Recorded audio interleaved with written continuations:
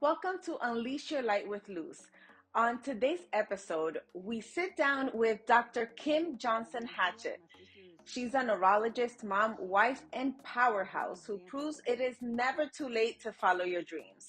From leaving her first marriage to reinventing herself in her 30s to balancing hospital leadership with family life, Dr. Hatchett shares why environment matters, why women must prioritize their health, and how envisioning your future can actually rewire your brain. If you've ever felt stuck, tired, or unsure about your next chapter, this conversation will light you on fire. Let's unleash your light together. Kim, thank you so much for coming on the podcast. I am really excited to have you on. I do have to share that you came, when I started the podcast, you came on, I saw you on Instagram, and I was like, I need to talk to her. Because I just absolutely love what you share. I just feel like you're such an incredible example for a lot of women out there. You're a doctor, a neurologist, you're a mom, a wife. For those that don't know you, tell us a little bit about yourself, Kim. So I am a neurologist, board certified in general neurology and clinical neurophysiology. I also work as a hospital administrator. So a good chunk of my time during the week is spent in a lot of meetings, budgets, basically running the hospital on the clinical side of things. I'm also, like she said, a wife and a mom of two girls. I was what you would call a geriatric pregnancy because I had my kids kind of late in my late 30s. I was 3 months shy of 40 when I had my second child. So that was interesting. And just trying to juggle life with that. And then I'm from a small town in Missouri. Grew up with two parents who were extremely loving. And you grow up and realize how idyllic your childhood is when you start to hear other stories. And when I grew up, my sister is about 10 years older than I am. So she's been a big example of someone to look up to. So I ended up going to business school because that's where she went, and have a business degree. But later on found my passion for medicine by doing pharmaceutical sales. I understood the pathophysiology of the diseases that I was selling these medications for, and was more intrigued by that than the actual medication, and understood it in a way that some of the physicians that I would call on were like, you really should think about going to medical school. And so around the same time that I was doing that, I ended up getting divorced from my first marriage. And it gave me an opportunity, even though it was really, really painful, it gave me an opportunity to do what I was meant to be doing for the rest of my life. And it also gave me the opportunity to have the endless love affair that I have with my husband right now, of Oh, 11 that's years. amazing. So I would have never known what real, true, passionate love would really is had I not gone through that painful experience before. Wow. So, how old were you, if you don't mind me asking, when you divorced? About 23. Okay. And then at that moment, you decided to just go and become and study medicine. Around that same time, I met a young lady who is now one of my mentors. She was a geriatric fellow. So she had done internal medicine and was doing geriatric fellowship. And I'd met her because I was selling an osteoporosis drug. And, she introduced me to another young lady who is a psychologist. She was studying to become a psychologist. So she was getting her PhD in psychology. And she and I became really close friends. She and I decided that we were going to go run one day. We were out huffing and puffing and trying to run. And I told her, I said, I'm thinking about going to medical school. And she looked at me and she said, well, then just do it. And I said, okay. And it was really strange. Around that time, my friend circle started to change. And my friend circle became all of these young, Black, Hispanic women who were physicians. And it was like Mm. everybody around me, they were all doctors. So it just became, my environment changed, and that made it much more easier and palatable for me to change what I was going to become. So you're in, I mean, and that's the thing about trying to change your life. It's not necessarily this habit that you're trying to create. It's the environment that you're trying to create that's going to allow you to do the things that you really want to do in your life. Oh So my the God, more that I is so think about true. it, that environment that I had cultivated around me of all of these people who were doing what I wanted to do made it so much more easier for me to believe that that's something that I could do too. I love that. I love that because I think one of the things that, I like to talk about is when you want to change your life, you should be surrounding yourself with people that are going to lift you up, that are going to take you to the next level in some way, shape, or form, and in some area of your life, right? And how Yeah. amazing is that I believe God works in mysterious ways, like He put Yes. all these people around you so that you could to just plant that seed, like you could do it. Yeah. That's incredible. So then you decided to go to medical school, and what led you to neurology?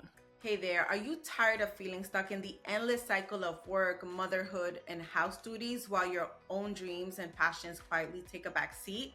Do you find yourself longing for a slower, more intentional life? One where you can still pursue your goals, enjoy your family, and actually breathe without all the stress and overwhelm? Well, you're not alone. This season of life is asking you to do things differently, and I can help. As a wellness and certified life coach, I work with women who are ready to take back control of their time and design a life that truly fits who they are now. You'll learn how to say yes to what matters most and no to everything else without the guilt. My coaching is about helping you gain the confidence to show up fully and courageously to pursue your next chapter without burning out in the process. If you're ready to break free from the hamster wheel and live on your terms, I invite you to book a free 30-minute coaching call with me. Together, we'll create a plan to help you reach your goals and finally find the time freedom you've been craving. Go to the link in the show notes to book your free call today. It's time to reclaim your time, your energy, and the life you desire. So when I started medical school, I thought I wanted to be a general surgeon. And that was, I mean, I like getting up early. I thought, okay, and I kind of like doing things with my hands. And I thought that would be what I was going to do. And I did a surgery rotation, loved it. And I remember meeting this woman who was a vascular surgeon. And she was like, surgery's a rough go for women. You can do it, it's not like you can't do it. She said, but if you find something that you love more than this, then you have to do that. Do something that you love. And the next rotation was neurology. And with my neurology rotation, I did the whole rotation in the neurology ICU, in the neuro ICU, taking care of some of the sickest patients. And these stroke patients would come in, and depending on where it affected their brain, their symptoms were manifested. And I thought that was so fascinating that, you know, the how one side of the brain affects the other side of your body, or, how it affects how you see. It affects how you hear. It affects your balance. It affects so many different things. But there was this one patient who had this thing called the top of the basilar artery stroke. And she developed this syndrome called locked-in syndrome. And locked-in syndrome's where you start to have this ascending paralysis and you become paralyzed or locked in, but you're Wow. still in there. Like your mind's still there. You're still conscious. So And you're all you're left, paralyzed?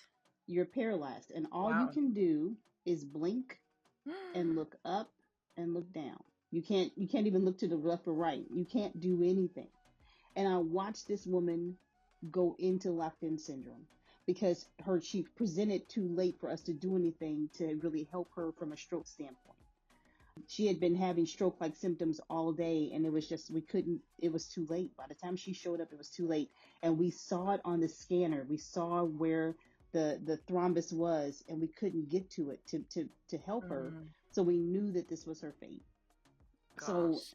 things like that. I mean, the fact that the brain, those things can happen to someone. And now rehab wise, I don't know what her fate was because I went off the rotation, but I've seen so many people come back from brain injuries and that the brain really controls every aspects of the rest of our body. It can make our heart beat faster. It can make our heart beat slower. It can make your GI tract move faster or slower. It can make your hands move. I mean, all of these signals are coming from your brain, and that your brain never stops. So when you're asleep and all the rest of your organs kind of slow down, that's when your brain revs up and starts doing all these other things in the background to allow you to still be a human being. So Yeah, it's wow. amazing to me. From my understanding, strokes stroke affects women in big proportion. Is that like correct? Is that something that Well, well, from a statistic standpoint, it breaks down amongst race, but also with women. yeah. You do have women having strokes, not necessarily more than men, but for different reasons, right? And so stress and lifestyle are two big things. So you think about lifestyle and the amount of stress that we put on ourselves. You hear about, and I've seen women come in with headaches that you think are, oh, it's just a headache, or they present later. That's one thing that I have noticed is that women present later because they push their symptoms off and think, oh, it's just a headache. Oh, it's just a little numbness. I had a patient that thought that she had Bell's palsy until Mm, she realized that she couldn't feel the coldness of something in her hand. She had some frozen peas in her hand. She was trying to cook something and she said, why can't I feel? So she thought the freezer was broken. And then her son was like, no, mom, these are frozen. They're frozen.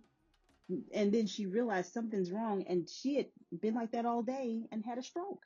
wow. So a lot of times that's one thing that we do see is that sometimes women will manifest and they'll manifest their symptoms, but they show up late because they've written their symptoms off as something else or pushed them to the side and started doing what we do. So that is something that I think from a healthcare standpoint or a health provider standpoint, I would say that if you're having these symptoms, come to the ER, get taken care of, because that is something that I see more. I see a lot, and it's there's one thing that a message I would want to give people is to really take your health seriously. Don't push it to the side. Don't push those symptoms to the side because they could be something bad. You have been talking a lot about women's health lately. In the past few years, I think we've known each other for, oh my gosh, like at least 5 years. Yeah, We and I haven't mean, met in person, yeah, but we did meet.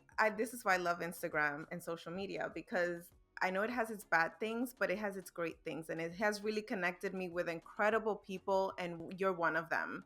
I've always admired you from afar and everything that you do. And in the past few years, I've noticed that you are talking so much more about women's health, hmm and also in a very inspiring and motivational way. Can you tell me what actually called you to just say, you know what, I have this platform, let me share it? I think when I saw, and I had a sinking feeling that it was going to happen.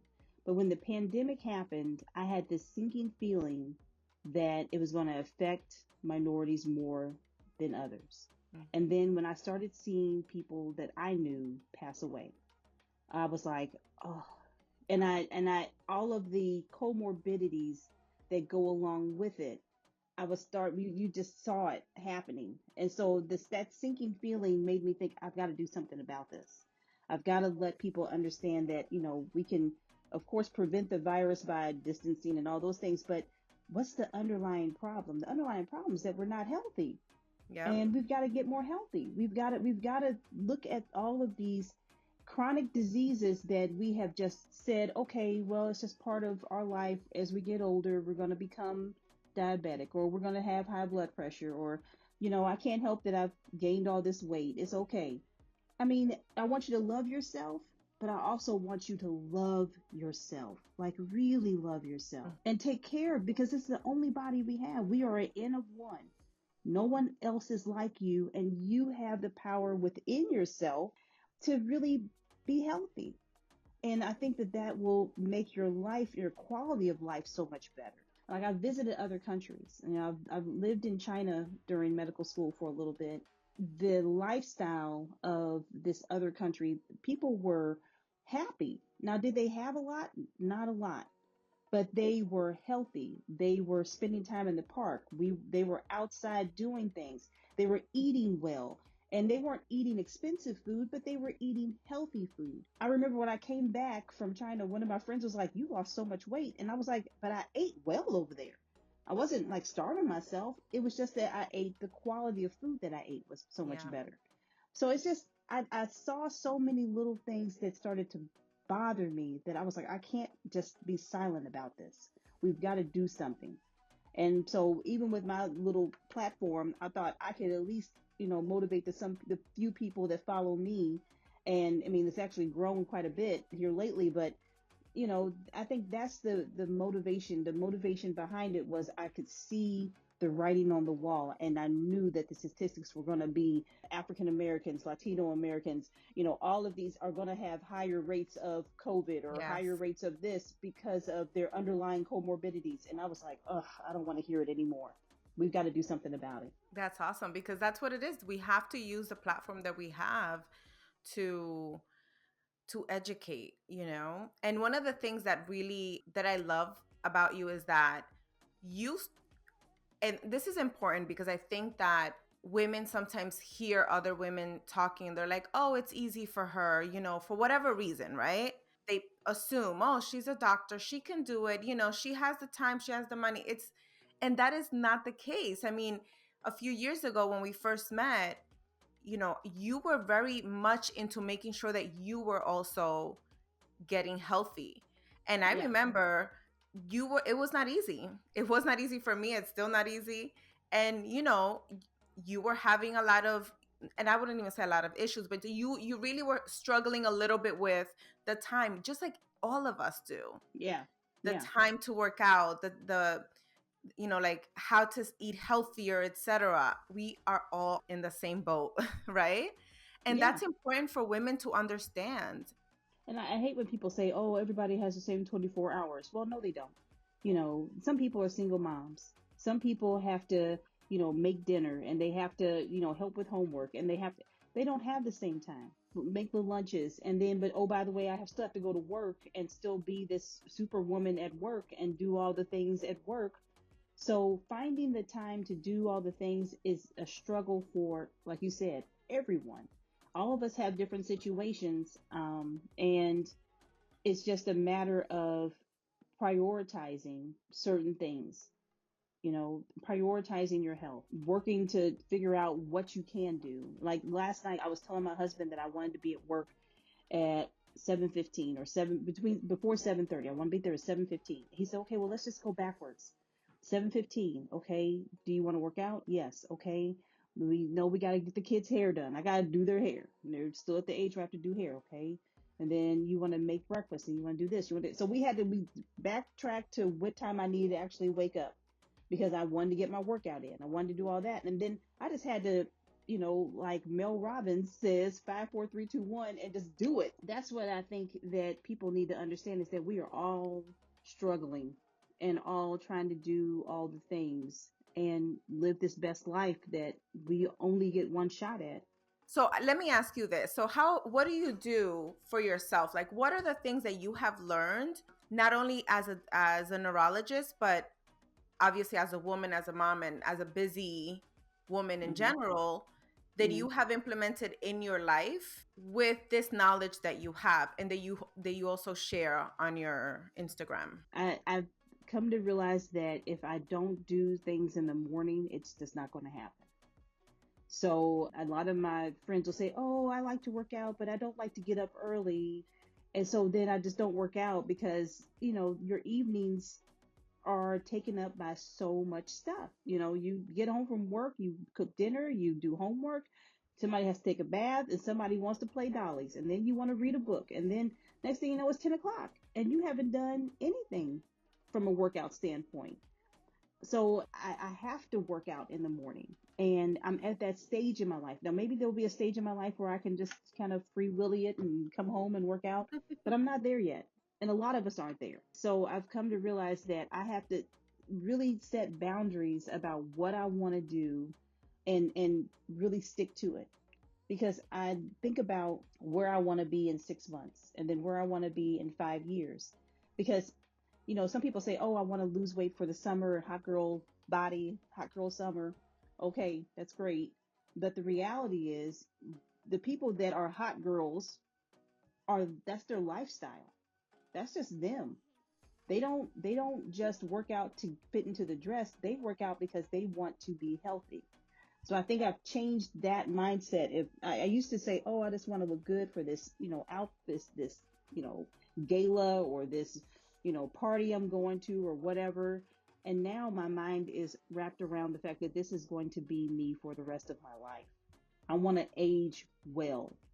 I want Yeah. to be in my 80s and still playing with my grandkids. So, And I think that's part of growth.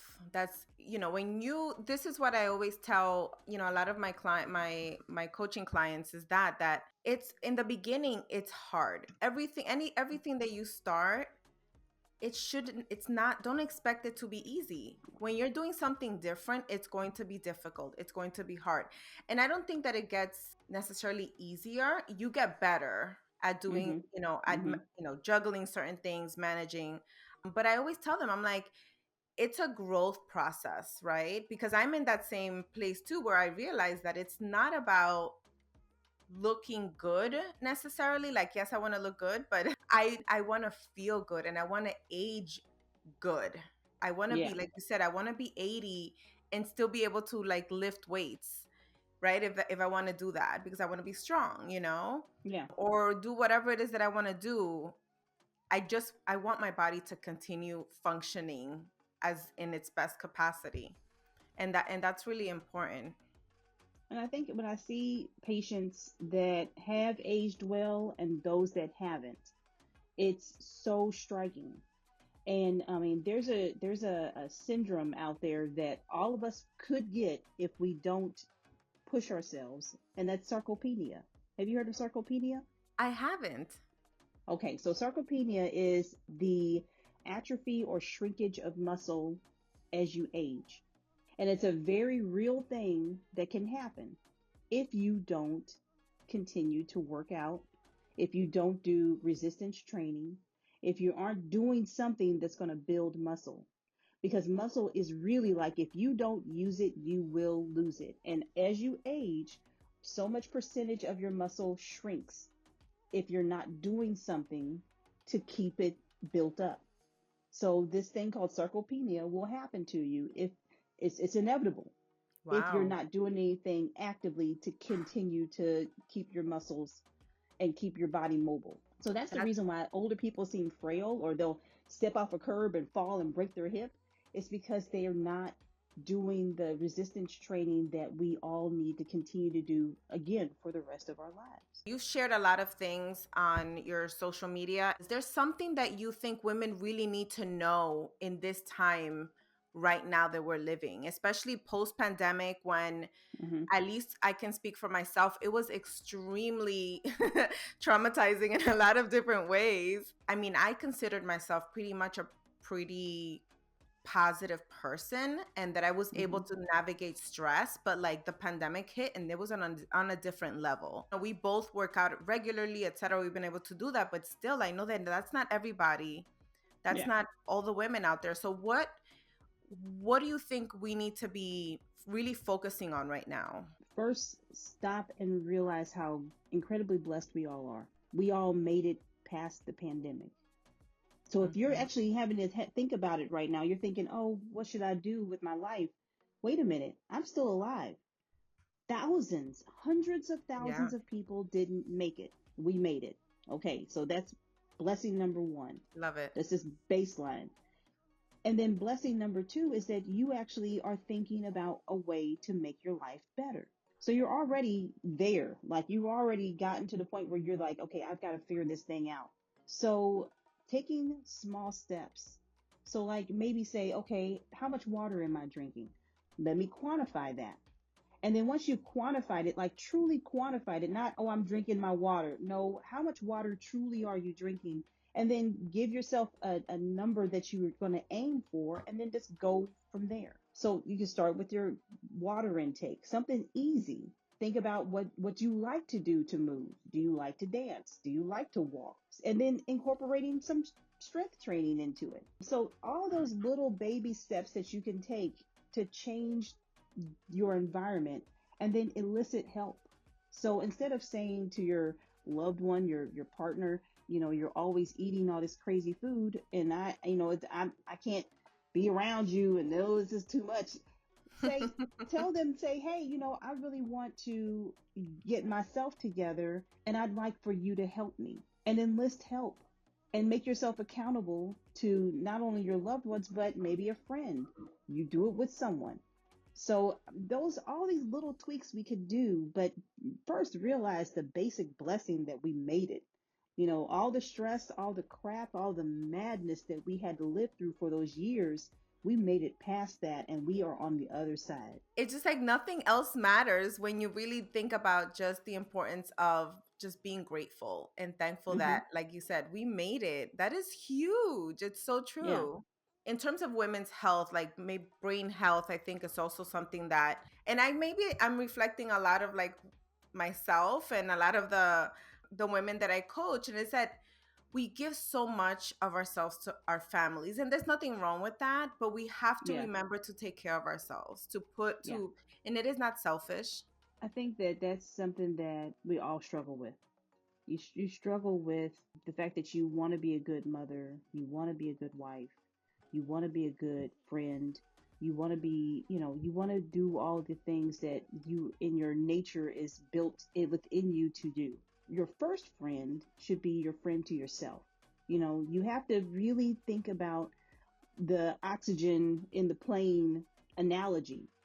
You can't help anybody else unless you are really helping yourself first. You have to put your oxygen on first before you can adjust it and get it to someone else. I think that we as women have to really think about, we're not being selfish. We're actually helping ourselves so we can be there for other people. I was told one of my patient's spouse, I said, look, are you getting colonoscopies? Are you getting your breast exams? Are you doing all the things? Because you're so worried about him. I said, you're going to be the one that gets taken out. You got to take care of yourself too. And, she was like, well, I'm trying. I said, no, you've got to do more than try. You've got to take care of yourself, because he's depending on you to do these things, being the healthy one. Yeah. And so you're letting yourself go is not helping either one of you. So I think that's the thing that a lot of us don't even realize, is that when we let ourselves go, we're not only not helping ourselves, we're not showing up our best selves for the ones that we want to help as well. I do have to say that I love the fact that, going back to when you were in your 20s and decided to pursue medicine, that is something that I hope women understand, that you don't only have to be in your 20s to pursue your passion and something that you love. And I think that is such a great example. I actually didn't know that about you, so so that's great. I mean, because that's why I have this podcast, is to help women understand that it's not too late. It's not too late to take Right. care of yourself. It's not too late to pursue whatever it is that, that lights you up inside, right? And Let me tell you this one thing though. I was in my 20s when I realized it, but I didn't start medical school until I turned 30 2 months into medical school. So it took me 6 years oh to take the wow. prerequisites, apply to medical school and not get in, take some more classes, go to a post-bac program, and then finally I got in. So it took years of me trying and failing before I actually got into medical school. So there was a big gap between me realizing that I wanted to do it and actually doing it. That's great to share, because Yeah. that's, again, it goes back to that idea that us women sometimes look at somebody and we're like, oh, she may have it easy, but they don't know the behind the scenes, right? So I had a business degree. So I had no prerequisites for medical school when I thought I want to go to medical school. So and I'm working full time because I am trying to pay down debt so I can actually go back to school and not have to worry about, credit cards and all this other stuff, right? And I knew I was going to be taking on a bunch of student loans to go to medical school. And I remember applying to like all these different schools and getting rejections from all these different schools. And I was like, okay. Wow. And so then the next year, I took some more prerequisites and some more, like took microbiology and some other extra stuff that I didn't necessarily have to take, but I thought this will make my resume look better. And applying again. And I got one interview. And I remember I got the interview and I thought, okay, this is it. This is my chance. And I didn't get in. I was like, well, damn. Okay. So then one of my girlfriends, another friend that was in that circle, told me to do a post-bac program, which is like a post-baccalaureate program that was like a graduate school program for people who had gotten rejected from medical school who still wanted to get in. And I applied to a good number of them and got into one. And I said, okay, that's all I need. That school didn't guarantee you getting into medical school. It just gave you a shot. Yeah. So I still Wow. had to apply again. And I actually got into 4 different medical schools after that. And then my dream school was St. Louis University. That's the school that I had envisioned me going to. Like literally would go there before I would go to work at General Motors and walk the halls and envision myself being there. Oh, That was wow. the school I ended up getting into. So it goes back to really thinking about where you want to be, and that environment will just create almost magically or godlike create itself around you if that's really what you want.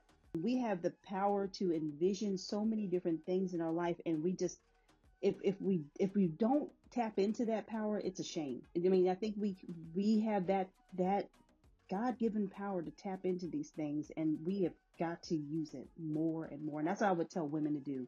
Tap into the power of envisioning what you want your life to be, and then really just go after it. That is so true and so powerful. I believe in envisioning what you want, imagining yourself, like feeling it, smelling it, like touching it, like just really immersing yourself in it. And I love that you went to the school and you would walk the halls and do things like that's incredible. Yeah. I mean, I did it so much that the security guard knew who I was. I was going to say, how So did you get in? yeah, he just let me in, and he was like he would see me and be like, "Hey sis," I'm like, "Hey, how you doing?" And I would act like I was supposed to be there, but after a while he kind of knew that I was just there, just kind of walking around, but I he didn't love say that. anything. I don't know what propelled me to do it the first time, but and once I did it, I said I've got to do this like every day because I really want this to be my life. Yeah, it's like wanting it so much that you have to make sure that you stay in that mental space, right? Yeah. Now, was there any moment ever that you felt, like giving up? No, I can say honestly say no. I always in the back of my mind had this thought, I'm going to do this. Now, did I get upset if I didn't get in? Yes. But then I thought, okay, what can I do differently? How can I make this? I always had okay, what's the plan B? What am I going to? I never gave up hope because it was so fixed in my brain that I was going to do this. We thought you said you believe in envisioning, but they've done studies and they have shown that when you are envisioning, a part of your brain lights up. So if you're creating that pathway over and over and over again, that pathway, because of course our brains can't get bigger, like our muscles can get bigger, but our brains can't get bigger. But the connections can get stronger and stronger and stronger. We can create more and more myelin around those connections and make that reality become so fixated that it becomes our actual reality, right? So I think that that's the reason why it never dawned on me that it wasn't going to happen.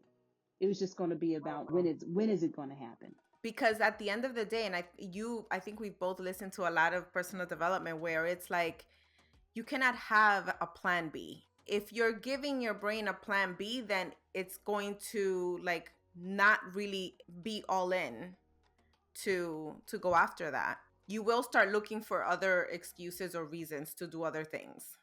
And I think and like you said, sharing that plan B.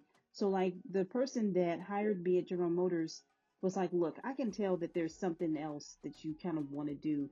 This can't be your end all be all. What's really going on? And I told them, and they were like, oh, okay. So we need to get you out of here in a couple of years then. For the woman that's listening, that feels like she wants to do something so bad. Maybe she even has kept it like silently and quietly to herself, because I know that that's also very common. What advice can you tell her? Find someone that you know wants what's best for you and tell them your dreams. And then ask for help. I couldn't have done any of these things without asking for help. So find someone that you know is in your corner that wants what's best for you. If you have no one, then, it's got to be somebody. You got to have someone that you know that's going to be able to be your cheerleader. And then if you really don't have anybody, write it down. Write your dream out and say it out loud to yourself. Every Actually, speak single the morning. words. Speak the words. Yep. Speak the words that you are going to be whatever that X is. Start making the plans of what you need to do, because the internet is a beautiful thing. You can find anything and any type of step one, step two of what you want to do. If you want to run a marathon, they got a plan for that. You want to write a book, they got a plan for that. All these things are out there. It's just a matter of you tapping into it and doing it, and and chipping away at it one day at every day at it, one little thing every day, one day at a time. and there are a lot of communities out there too. Like if you don't really have anybody, so like you said before, surrounding yourself with people that are Mm-hmm. going to lift you up, that are going to support you, that maybe on a similar path as you, have Yeah. similar dreams. The internet right now is such an incredible tool Yeah. for us that we have to And definitely use it. All right, so then let's end it with what's next for Dr. Kim. What other dreams, which I know you will definitely achieve, do you have? so what am I envisioning for my life now? And that's the big question that I've had to answer.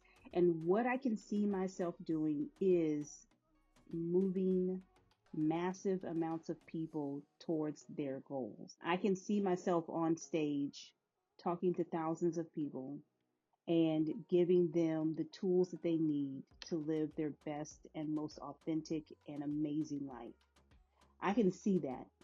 So I know that is where my life will be, I don't know when it's going to happen. Just like I envisioned me becoming a doctor and it didn't happen until years later, but I can see myself being on that path. And do I love what I'm doing right now?